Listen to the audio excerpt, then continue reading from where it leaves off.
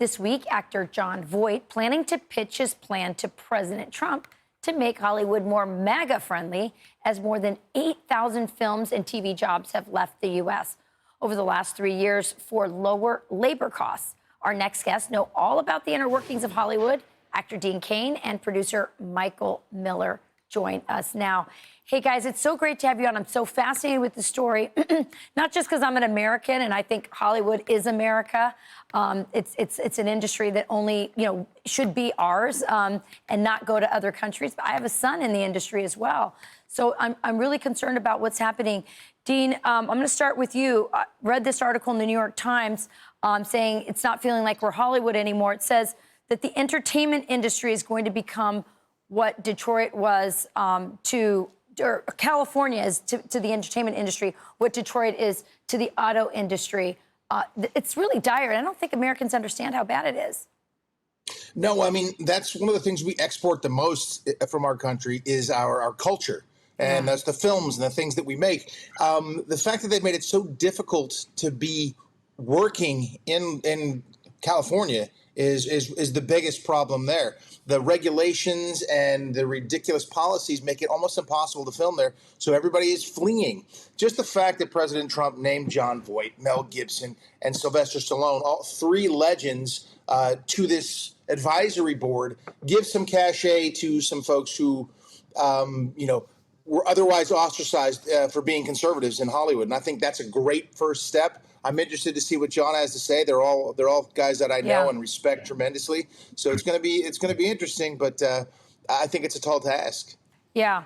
Listen, Michael, we've had you on this topic before. I had you back because you actually put budgets together. So you understand very intimately how much cheaper it is. Can you explain to our viewers why so much of the industry is getting offshored right now? Yeah. Good morning, by the way. The scale of it, if you will. And Dean touched on what I addressed when you guys had me on about 4 months ago, which is the overregulations in California are wild. And right now, when all of these states are offering a 30% incentive to take the industry and shoot in Georgia, Connecticut, other states, I was asking for 4 months ago for the governor to enact something simple, match the Georgia tax incentives. California now, 4 months later, still talking about it. Super complicated formula. Doesn't address many of the type of shows that I do, unscripted, alternative programming, which are a huge part of Hollywood output. It's just very, very difficult and sad to see so many jobs leaving there.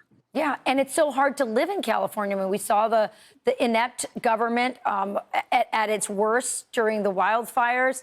So difficult to live in California. You're competing with states like Georgia, Las Vegas, New Mexico, and now you have Ireland. I mean, I just read in this article, it's cheaper to hire a seven crew grip crew. It costs less than one grip in California because of all the costs associated. Dean? Yeah, well, I mean, it makes it impossible. I mean, it's a business. And as Michael touched on, it's impossible to make a film for XYZ numbers when you have a very limited budget. So you look for what's the best deal. Everybody's going to look for the best deal. So you look for the best deal. And if it's in Georgia, I mean, I've shot one film in California in the last 5 years. And I wrote it, produced it, and directed it. It comes out June 6th, by the way, Little Angels. But finally, but I mean, other than that, I've been everywhere. My next 3 films are going to shoot in Georgia, Florida, and Tennessee. I mean, that's just the way it is. So they're driving people out. And as far as going overseas, I mean, that's a location issue. I've shot some films in Bulgaria and places like that. We used to outsource a lot to Canada, but that's changing too. It's all about financial policy and regulation. Yeah, I'm hearing that the English-speaking world, Australia, Ireland, these countries are benefiting from the fact that California and Hollywood can't get their act together and make it affordable to make films here and employ Americans in California. Michael, Dean, it's great talking to you. Thanks for making this issue, putting it up front. I think it's important. We do export culture, and it will change if we start to see it go overseas. It will be a different culture. Hopefully. Yeah. Hopefully it will. Yeah. Thank you both so much. Important topic. Thanks, Rachel. You got it. Thank you.